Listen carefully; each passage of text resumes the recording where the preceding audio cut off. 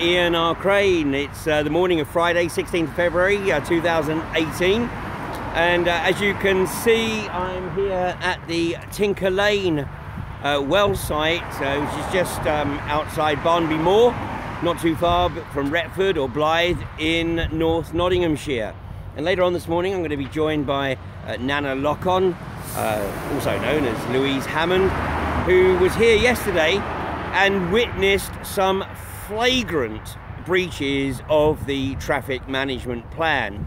Now, that really shouldn't be any surprise to anyone that's been following this industry over the last few years, because as has become pretty much established, the traffic management plans aren't worth the paper that they're written on. And yesterday, the police basically showed their total ignorance of the traffic management planning, in fact even claiming that they had seen a different version. But we'll have a chat with Louise a little bit later and she can give you the lowdown on that, because there was even worse to come. Well, meanwhile, yesterday afternoon in the United States, we saw the effects of gold standard regulation, which of course every community in the US and in Australia is told that the industry will work to. Well, yesterday around about 10 o'clock in the morning US time, which would be around about 3 o'clock in the afternoon UK time, but a well in Ohio at Powhatan blew out. Now, this was a well drilled by a company called XTO. Now, of course, nobody has ever heard of XTO Energy, but you might have heard of EXXON. And this is XTO, or it's EXXON, trading as XTO, having drilled 40 wells in this area of Ohio, just a little way from the border with West Virginia. And here's a bit from the news article yesterday published. It said XTO Energy, otherwise known as EXXON, fracked at least 40 gas wells in Belmont County without any major problems. But the ExxonMobil subsidiary's luck ran out with a Thursday morning blast at the Schneg pad near Capitana Creek. Well, you know, that really says it all, doesn't it? Their luck ran out. I mean, this is an industry that operates on a wing and a prayer. You know, gold standard regulation, it doesn't really give a monkeys about the regulation. It operates on the proverbial wing and a prayer, hoping that nothing goes wrong. But this is 1 in 40. Now, just to put you know, things in perspective, the USA is 40 times the size of the UK, with a population about 6 times the size of the UK. Maybe not even. But nonetheless, obviously, the population density in the UK is greatly significant compared to that of the US. So any problems like this will affect communities much more so than in the US. But despite that, the people who live within a 2-mile radius of the well have been evacuated. And an XTO spokesman said, "Thank goodness we've a good record here. However, one incident is one too many for us. Safety is a top priority." Well, you know, these are platitudes. These are the palliatives that they throw out to sort of placate the industry. In fact, later on in that press release, it says, you know, we're sorry for the incident, but we're grateful for the warm welcome that we've received in the area. Not that the residents had much choice, of course, because these companies can simply ride roughshod over local communities. Social license doesn't exist. It's words that the industry uses which have zero meaning. Once upon a time, of course, in the UK, the British government believed that it could get communities to buy into this industry by bribing them. Well, you know, they've even stopped raising that now. But, you know, the most significant impact here is the longer term, because those people who live within that 2-mile radius and even further afield, many of them will get sick. And this is what is suppressed. You know, even if the blowout actually gets reported, what's not reported is the horrendous aftermath. And it's now almost exactly 2 years ago since the Porter Ranch blowout was supposedly capped.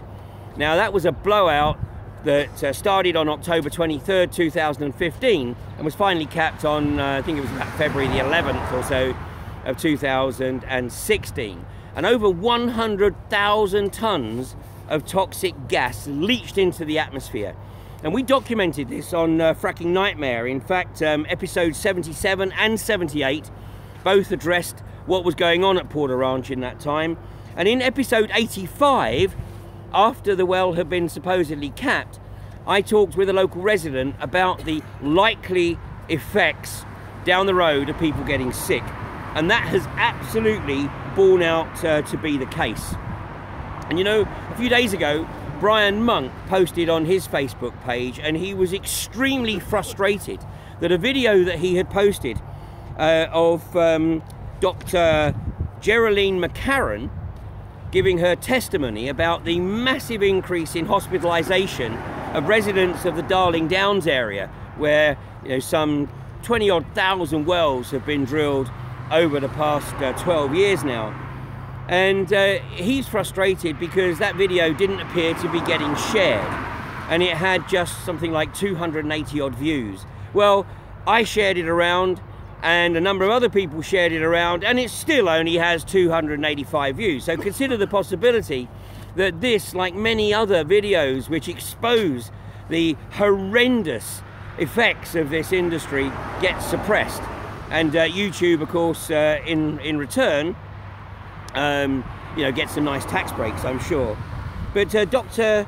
Geraldine McCarran is expressing her concern and frustration that the Queensland government is simply ignoring the irrefutable evidence of the massive increase in respiratory and circulatory issues arising from the residents who live in the heart of the gas fields. So, please watch this video with Dr. Geraldine McCarran. I'm going to put a link later this morning, or somebody else maybe put it up for me. I'm going to put a link beneath this video, both on Facebook and on YouTube. And please watch it, and watch what doesn't happen to the viewing numbers. We'll see whether or not it gets an increase. But I can assure you that listening to what Dr. Geraldine McCarran has to say will absolutely rock you to the core. Now, this morning I'm here with Lou Hammond. She's just off camera. So Lou, come and join us. For those people watching on Facebook, unfortunately it's reversed, so it says Tinker Lane site in reverse. So you look back to front. Okay, that'll do me. Anyway, this is a new site for us. It's just a few miles down from Miston Springs. It is, yeah. And yesterday, your intuition led you to come here. You said, we need to be at Tinker Lane today, and you came down yesterday morning. And tell us what you witnessed. Come a bit closer to the camera. Tell us what you witnessed. Well, it's been going on for about a week now, where people have been saying there's activity at Tinker Lane, there's no activity at Tinker Lane, and so I just thought that I need to go and have a look for myself, see what's going on, because I've been busy on the camp. So I came down yesterday, and within 5 minutes we had a massive lorry coming in. Couldn't come in, so it reversed on the main A road, busy A road, reversed onto the site, which is something I've never seen on a frack site before.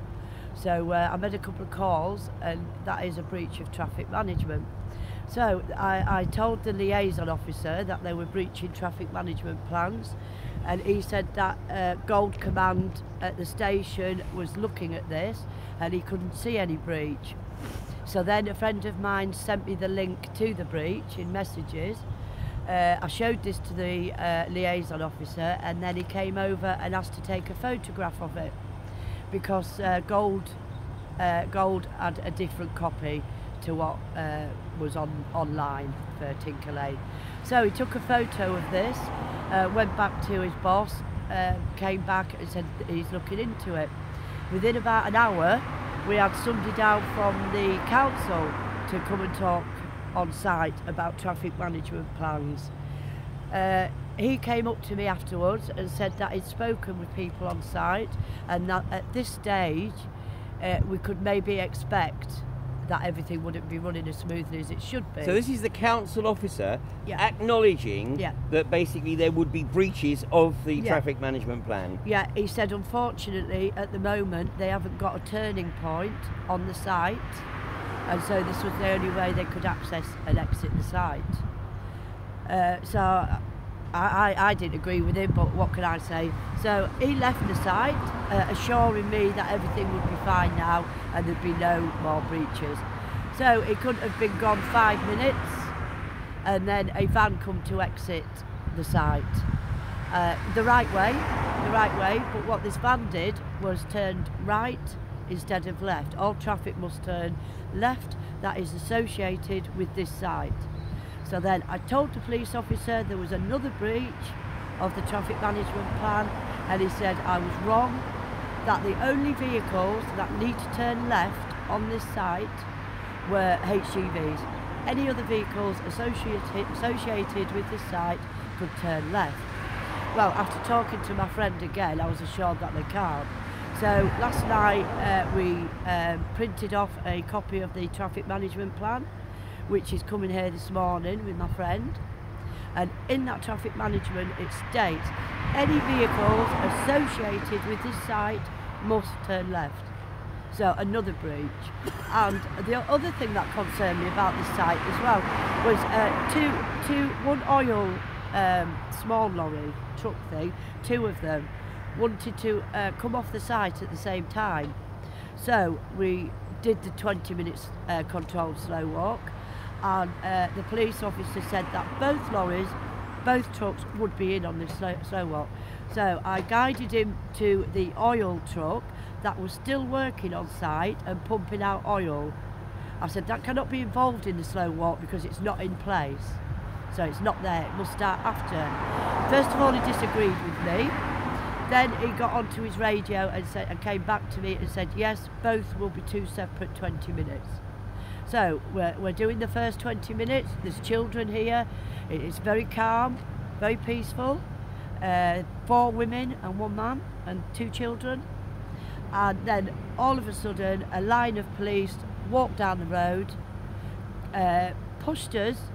As soon as the first truck got out, as you'll see on the video, I don't know how clear it is, but then they all pushed us quite nastily and forcefully out the way after being told we would be allowed to slow walk this for 20 minutes. And nothing was said about that afterwards when I complained, absolutely nothing. The other incident about yesterday that surprised me, I don't know why after all these times of being on the front line, but when the lorry wanted to exit before the councilman come, he backed up onto the road with the help of a security guard or a site worker directing and stopping traffic. When I approached the police officer about this, you'll see on the video, if you look at the video, he will not engage with me. I was very polite, won't speak to me at all, just chose to ignore me. Well, that's not good enough from our police force. You know, I'm a member of the public, I have a right to know, and I have a right to make them aware when I think something is wrong. But absolutely not. Completely different way of coming in. One would hope, Lou, that after the debacle at Kirby Misperton, where Third Energy are now beating a retreat, thanks to the phenomenal combined efforts of everyone who is concerned about this industry. Absolutely. And they are now proven effectively to be operating without the appropriate financial support, all of which should have been investigated from the front end. Which you've been stating this for months now about Third Energy. We've known this for months, but only just coming to the light now. And now here, iGas, a company that has a market value of just 3% of what it had 4 years ago, and no doubt they can sort of issue a bullshit stock option to try and raise capital. And the way these companies do it is they get these cowboy trading outfits to ring up people. They target pensioners and say, hey, I've got a get rich quick scheme to offer you. This time next year you'll be millionaires. All you got to do is put your life savings into this. And of course that's what enables these cowboy outfits to keep operating. It gives them the pretense of being properly financed.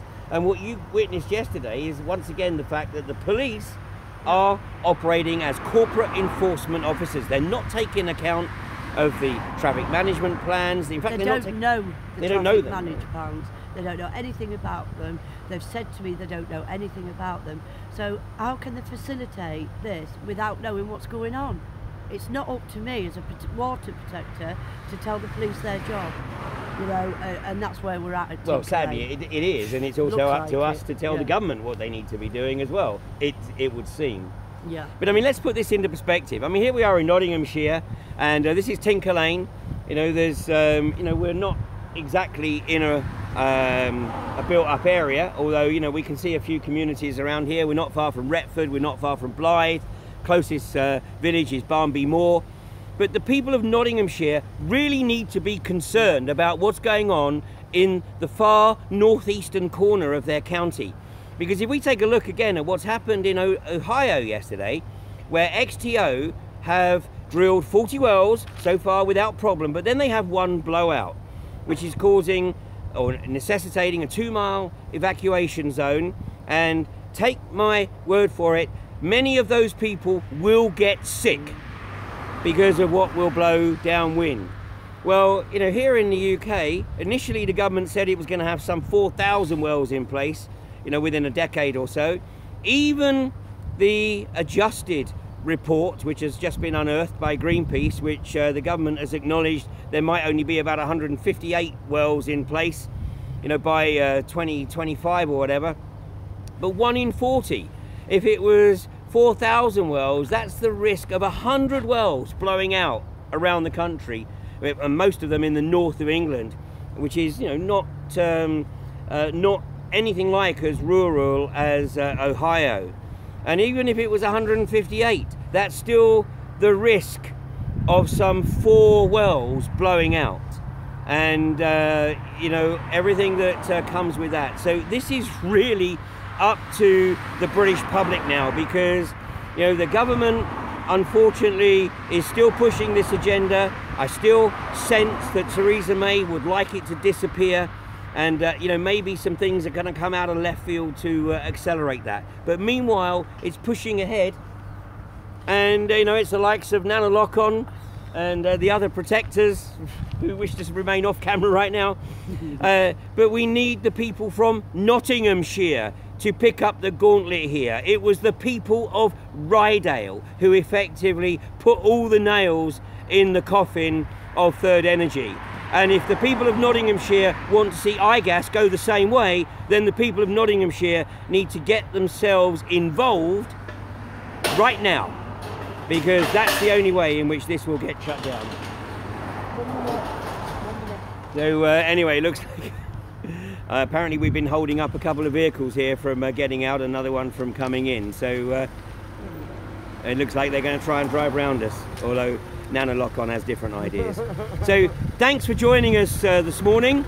We'll be back tomorrow, but do check out what's occurring in Ohio at the Powhatan Valley there, because this blowout is going to be one, I think, that needs to be watched very, very carefully. It's a fracked gas well by EXXON, and if EXXON don't have the expertise to do this effectively, what has a cowboy outfit like iGas here got? What chances have they got of doing it without any problems? Gold standard regulations, only in your dreams. Yep, so can I just say, so we're at Tinker Lane monitoring now. We would appreciate if some of the locals can come down. We had 3 councillors come down yesterday, show the support. You know, we are coming over from Misson to do this, so let's see how today goes, and watch out for the live streams, guys. Okay, thanks a lot, and have a great weekend, and I'll be back with you on Monday morning at 8:30. Take care. Bye bye.